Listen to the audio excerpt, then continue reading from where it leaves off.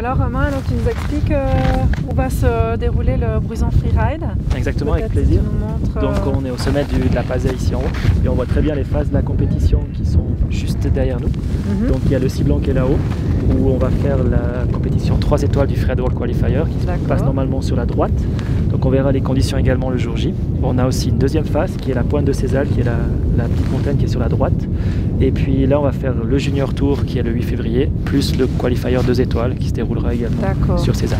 Donc comment ils montent les freeriders? Alors les freeriders montent à pied, exactement. Ça leur fait un peu de sport, d'échauffement aussi pour arriver près au sommet de la face après avoir vu leur ligne ici en bas.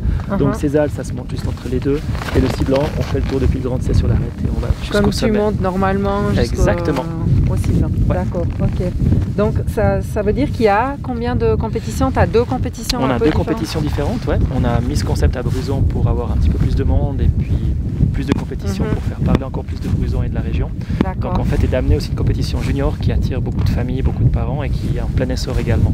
Et puis les juniors sont très forts aussi à regarder, donc il y a la relève qui est présente à Bruzon le 8 février. D'accord. C'est intéressant de les voir. On a des coureurs de la région? Oui, bien évidemment. Donc on a 15 nationalités différentes surtout. Les coureurs de la région, on aura des invitations qu'on a pu donner, donc 5 invitations. Il y aura Eugène Baifard de Volège qui sera là pour le 3 étoiles. Et au niveau des juniors, on aura à surveiller Martin Bader de la région aussi qui est très fort.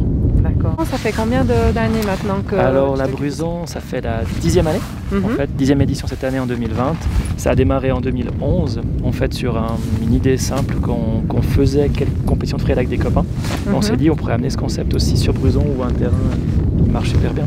Et puis on se retrouve encore là 10 ans après, donc ça veut dire qu'on a eu raison pour l'instant. On verra, on espérera que ça sera bien pour la 10e également, quoi. C'est compliqué de faire partie de mettre la compétition dans le Freeride World Tour ou comment ça se passe? C'est pas trop compliqué, mais il y a beaucoup d'impératifs à avoir pour être avec eux au niveau qualité d'organisation déjà et aussi par rapport aux phases de compétition qu'on peut proposer par rapport au niveau des participants et au niveau de la compétition.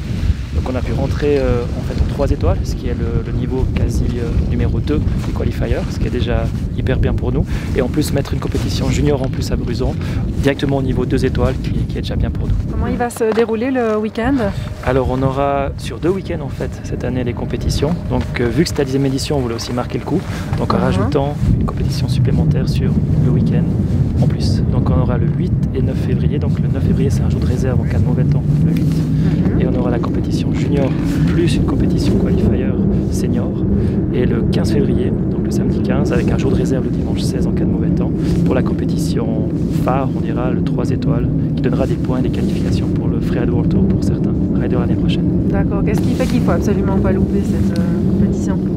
Déjà parce que ça se déroule à Bruzon. Non, il faut changer, c'est pas oui, je trouve. Pas très bien ça. Voilà, ça se déroule à Bruzon, donc ça vaut la peine de venir ici. La météo, on espère qu'elle sera bonne et la vue est vraiment cool. Les faces, elles sont adaptées, elles sont bien pour les riders. Et il y a surtout un show grandiose à voir pour tous les spectateurs, soit depuis le Grand C, si on s'approche du Ciblan, ou soit même depuis la Pazay ici, où on verra les meilleurs riders européens actuels en qualification pour le Freeride World Tour.